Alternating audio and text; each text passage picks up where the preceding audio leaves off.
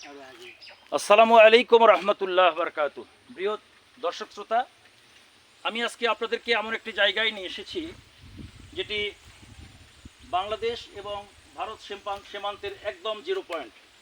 এই দেখতে পাচ্ছেন 273 নম্বর এই পিলারটি, এদিকে বাংলা, এই ইন্ডিয়া। আমি এখন ইন্ডিয়াতে অবস্থান করছি। এটি একদম আমি ইন্ডিয়াতে দাঁড়িয়ে আছি। সামনে বিস্তর যে অঞ্চলগুলো দেখতে পাচ্ছেন এটি পুরোটাই ইন্ডিয়া। সামনে তার কাটা রয়েছে, হয়তো আমি দেখাতে পারছি কিনা জানি না। এটি পুরো ইন্ডিয়া। আর এ পাশটাই এই রাস্তাটা চলে গেছে, ইন্ডিয়ার একদম পাশ গেটের রাস্তাটা।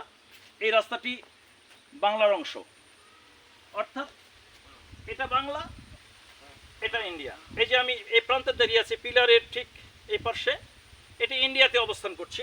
আমি এই যে ইন্ডিয়ান ভূমিতে এখন ঘুরছি।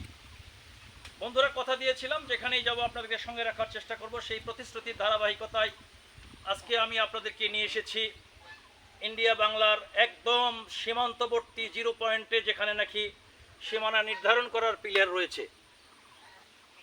তো এই ধারাবাহিক প্রক্রিয়ায় আপনাদেরকে যেখানেই যাব সেখানেই একটি পরিচয় তুলে ধরার চেষ্টা করব, প্রত্যেকটি বিষয় আপনাদেরকে জানানোর চেষ্টা করব। বন্ধুরা, সেই ধারাবাহিক প্রক্রিয়ায় আজকে এই বাংলা ইন্ডিয়ার সীমান্তবর্তী এলাকায় আপনাদেরকে নিয়ে এসেছি।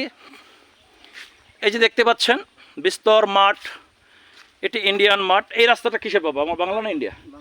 এই রাস্তাটি এটি পল্লী গ্রামের রাস্তা, এটি বাংলার রাস্তা। কিন্তু রাস্তার পাশে যে এই রাজহাঁসগুলো চড়ে বেড়াচ্ছে দেখতে পাচ্ছেন, এটি ইন্ডিয়ান রাস্তা, ইন্ডিয়ান জায়গা, ইন্ডিয়ান মাঠ, ইন্ডিয়ান গাছপালা সব কিছুই। আর এপাশে আবার বাংলার জমি, এই যে পাট ক্ষেত সহ এই ডোবা দেখা যাচ্ছে।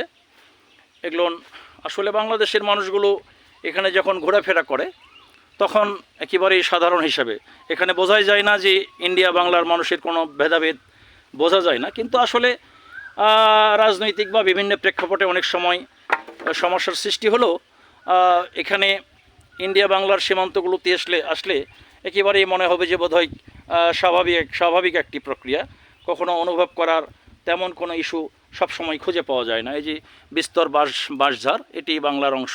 আবার এপাশেই এই যে ছাগলটি দেখতে পাচ্ছেন, এটা ইন্ডিয়ান অংশ। তো আপনার বাড়ি এখানে কোথায় বাবা? জয়পুরহাট, জগদীশপুর। ও, এখানেই।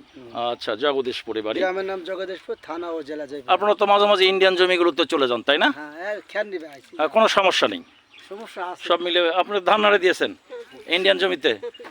আচ্ছা আচ্ছা আচ্ছা। তো যাই হোক, একসময় খুব ভালো পরিবেশ ছিল, সব সময় অনেক সময় ইন্ডিয়া বাংলার মানুষগুলোর মধ্যে সৌহার্দ্য সম্প্রীতি লক্ষ্য করা যায়। কিন্তু রাজনৈতিক প্রেক্ষাপটে বিভিন্ন সময় বিভিন্ন কিছু ঘটে যায়, এটি আসলে কাঙ্ক্ষিত নয়। আমরা সব সময় ভালোভাবে একে প্রতিবেশী দেশের সঙ্গে এবং আমরা নিজেরাও ভালো থাকব, সেই আশাবাদ ব্যক্ত রেখে আজকে এই পর্যন্তই। সকলকে সালাম, শুভেচ্ছা এবং অভিনন্দন। আসসালামু আলাইকুম ওয়া রাহমাতুল্লাহি ওয়া বারাকাতুহু।